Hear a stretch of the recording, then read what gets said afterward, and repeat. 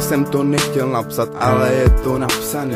Nikdy jsem to nechtěl nahrát, ale je to nahraný. Když už jsem byl rozhodnutý se vším skoncovat, vynořila cesty a pomohla mi bojovat. Jak my jsme se milovali, jak my jsme se měli rádi, závidět nám mohli všichni naši kamarádi. Já pro tebe dělal všechno, první, poslední, ty si z toho nevážila, už to není podstatný. Vždy, když jsem byl s tebou, bolila mě slast, a teď, když tě nemám, zbyl mi jen ten chlast.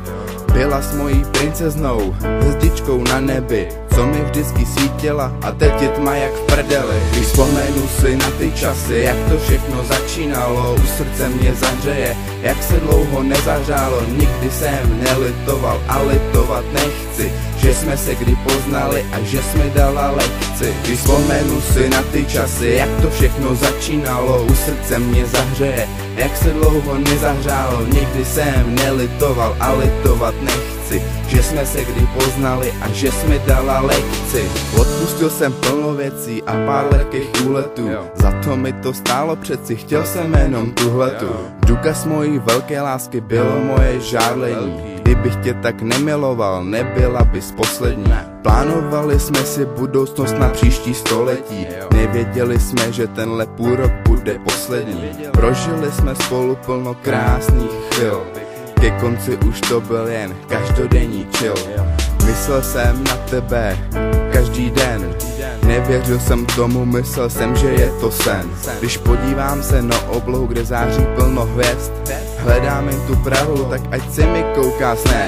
Když vzpomenu si na ty časy, jak to všechno začínalo, u srdce mě zahřeje, jak se dlouho nezahřálo. Nikdy jsem nelitoval a litovat nechci, že jsme se kdy poznali a že jsme dala lekci. Když vzpomenu si na ty časy, jak to všechno začínalo, u srdce mě zahřeje, jak se dlouho nezahřálo. Nikdy jsem nelitoval a litovat nechci, že jsme se kdy poznali a že jsme dala lekci. Navždy budeš v mojem srdci, navždy budeš ve mně, pořád seš ta hodná holka, co potkal jsem v zimě.